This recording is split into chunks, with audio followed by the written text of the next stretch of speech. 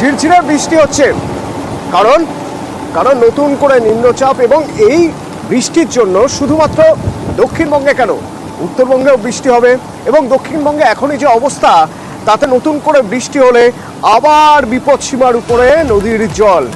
আর উত্তরবঙ্গের পাশাপাশি যদি ঝাড়খণ্ডে বৃষ্টি হয়, নতুন করে জল ছাড়বে ডিভিসি। কি হবে? যে পরিস্থিতিতে পড়ে রয়েছে এই মুহূর্তে দক্ষিণবঙ্গের বিস্তীর্ণ এলাকা, তাদের দুর্ভোগ আরো বাড়তে পারে। আমার সঙ্গে বিশ্বজিৎ রয়েছেন, আমার সহকর্মী সরাসরি। বিশ্বজিৎ, হাওয়া অফিস কি বলছে?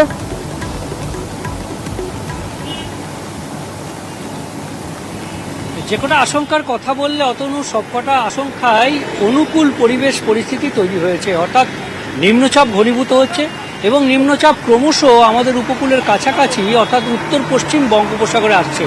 যদিও এটি এখনো পর্যন্ত দক্ষিণ ওড়িশা ও উত্তর অন্ধ্রপ্রদেশ উপকূল, এই উপকূলে অবস্থান করছে এবং এই নিম্নচাপের যে পরিস্থিতি, সেই নিম্নচাপের প্রভাবে ভারী বৃষ্টির সম্ভাবনা রয়েছে। ঝাড়খণ্ড, বাংলা এবং বিহার, ওড়িশা, এই চার রাজ্যেই ভারী বৃষ্টির সম্ভাবনা থাকবে। ভারী বৃষ্টি দক্ষিণবঙ্গে যেমন হবে, তেমনি উত্তরবঙ্গে ভারী থেকে অতি ভারী বৃষ্টির সতর্কতা রয়েছে। আর এই অতি ভারী বৃষ্টির যে পরিস্থিতি, যেমন উত্তরবঙ্গের ওপরের দিকের যে 5 জেলা রয়েছে অর্থাৎ দার্জিলিং, কালিম্পং, আলিপুরদুয়ার, কোচবিহার, জলপাইগুড়িতে যেমন অতি ভারী বৃষ্টির সম্ভাবনা আগামীকাল রয়েছে, তবে ভারী বৃষ্টি চলবে শুক্রবার পর্যন্ত। তবে দক্ষিণবঙ্গের পরিস্থিতি একেবারেই, কারণ দক্ষিণবঙ্গের পরিস্থিতি এমনিতেই প্লাবিত পরিস্থিতি রয়েছে বেশ কিছু এলাকা, এবং সেই পরিস্থিতির প্রেক্ষিতেই আবারও এই নিম্নচাপের বৃষ্টি এবং আগামী দুদিন অর্থাৎ আজ এবং আগামীকাল এই দুদিন ধরেই বৃষ্টি চলবে এবং ভারী বৃষ্টি হবে।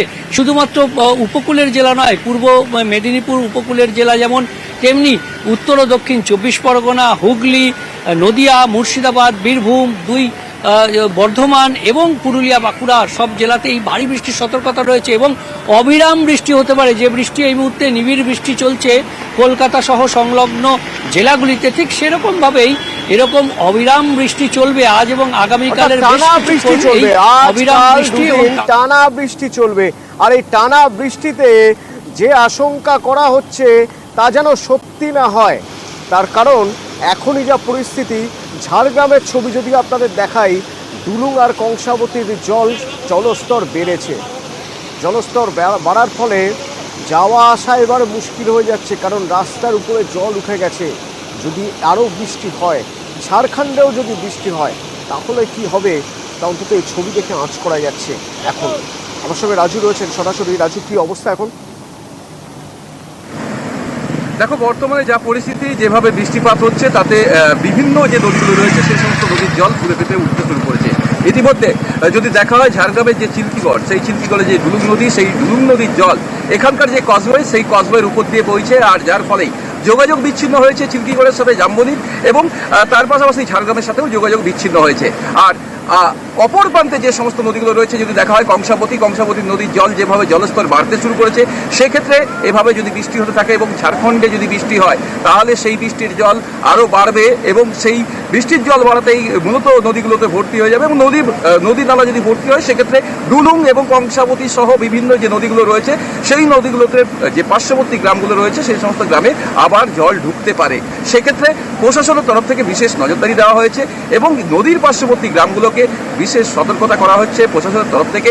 এবং এই যে ক্যাজওয়ের ওপর দাঁড়িয়ে রয়েছি, জামবনির সাথে চিল্কিগড়ে যে যোগাযোগের রাস্তা রয়েছে, সেই রাস্তার দুপাশে সিভিক ভলেন্টিয়ারকে মোতায়েন করা হয়েছে পুলিশের তরফ থেকে, মূলত মানুষের যাতে কোনো রকমের কোনো সমস্যা বা কোনো রকমের কোনো দুর্ঘটনা না ঘটে তার দিকেও বিশেষ নজরদারি রাখছে পুলিশ প্রশাসন। এবং জেলা প্রশাসনের তরফ থেকে বিশেষ করে ডুলুং নদী, সুবর্ণরেখা এবং কংসাবতী যে নদী, যে পার্শ্ববর্তী গ্রামগুলো রয়েছে, সেখানে মাইকিং করে বা মানুষকে তারা তাদের মতো করে সচেতন করছেন। অতনু।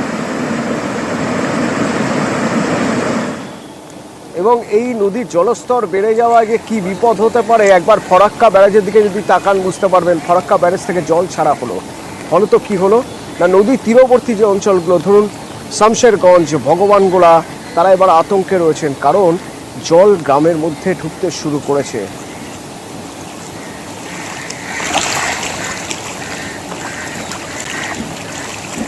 প্রতিনিধি প্রণব আমার সঙ্গে সরাসরি রয়েছেন। প্রণব, কি অবস্থা এখন, কি অবস্থা একটু জানতে চাইবো, এবং কতটা ভয়ের যদি টানা বৃষ্টি হয় তাহলে?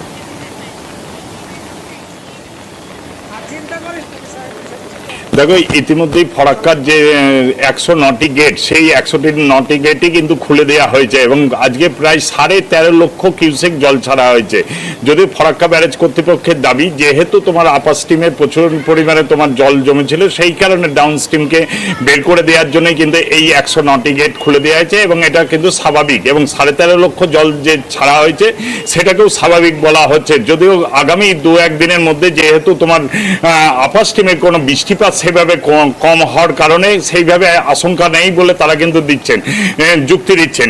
তবে ফরাক্কা, শামশেরগঞ্জ এবং সুতি, লালগোলা, জলঙ্গি এবং গঙ্গার যেহেতু জল ছাড়া হয়েছে, সেই কারণে গঙ্গার জলস্তর বৃদ্ধি হয়েছে এবং তা নিয়ে ইতিমধ্যেই কিন্তু বিভিন্ন জায়গাতে সতর্কতা জারি করা হয়েছে এবং যে গঙ্গার তীরবর্তী এলাকাগুলো আছে সেই এলাকায় যে সমস্ত মানুষ আছে তাদেরকে সরে যাওয়ার জন্য নির্দেশ দেওয়া হয়েছে। ইতিমধ্যেই কিন্তু শামশেরগঞ্জে বেশ কয়েকটি জায়গায় গঙ্গা উপচে তোমার জল বইতে শুরু করেছে, গ্রামের ভেতর ঢুকতে শুরু করেছে। ফরাক্কার বেশ কয়েকটি জায়গাতে এবং সুতিরও তাই এবং লালগোলারও বেশ কয়েকটি জায়গাতে, যদিও প্রশাসনের তরফ থেকে সমস্ত রকম সহযোগিতা করা হচ্ছে এবং এলাকার মানুষকে যে কাল রাত থেকে আজ রাত থেকে আরও বাড়তে পারে বলে কিন্তু আশঙ্কা করা হচ্ছে, সেই কারণে প্রশাসনের পক্ষ থেকে মাইকিংও করা হচ্ছে এবং সমস্ত রকম ব্যবস্থা রাখা হচ্ছে বলে কিন্তু প্রশাসনের পক্ষ থেকেও দাবি করা হয়েছে।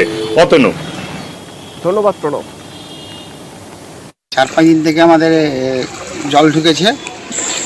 আজকে কিছু বস্তা ফেলা হয়েছে, এখনও মানে পুরো জল ঢুকে যাচ্ছে। আমাদের যেগুলো বাড়ির পাশে বাড়িগুলো ডুবে গেছে, এরা বলছে খুব আতঙ্ক। আমাদের সাপ, নদীর পাশে যে পাথরগুলো ছিল, পাথর থেকে যে সাপগুলো ছিল উঠে গেছে, ইঁদুর, বড় বড় বড় বড় ইঁদুরগুলো ঢুকে যাচ্ছে। এর জন্য কোনো প্রশাসন আমাদের কোনো উদ্যোগ নেয়নি। नहीं, बिहार, नेपाल, हिमाचल प्रदेश, ये सारे पानी वहाँ से गंगा में आता है। जो ये लास्ट पॉइंट है फरक्का बैरेज, इसके बाद तो 14 किलोमीटर के बाद तो बांग्लादेश में है। तो जो भी पूरा कैचमेंट जो है जितना भी है पूरा गंगा का सारा इससे पानी आ जाता है। फ्लड का कोई चांस नहीं है? नहीं, अभी नहीं है, अभी नहीं है, कम है। আর ওদিকে অন্ডালের মুকুন্দপুরে আচমকাই ধস, আর সেই ধসে তলিয়ে গেল গ্রামের একমাত্র কুয়ো। এবার মানুষের মধ্যে কতটা আতঙ্ক তৈরি হয়েছে ভাবুন।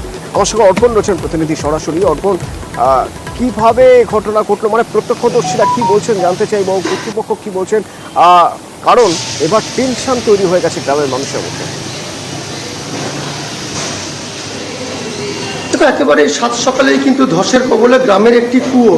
কারণ দেখা গেল সেখানকার যে সমস্ত মানুষ, তারা একমাত্র যে কুয়োটি রয়েছে সেখানে পানীয় জল খাবার জন্য তারা সরবরাহ করেন এবং সকালে যখন যান সেখানে দেখা যায় একেবারেই ধসের কবলে ওই যে গ্রামের কুয়োটি রয়েছে মুকুন্দপুর, সেই মুকুন্দপুর গ্রামের যে কুয়ো একেবারে ধসের নিচে তলিয়ে গেল, মাটির নিচে।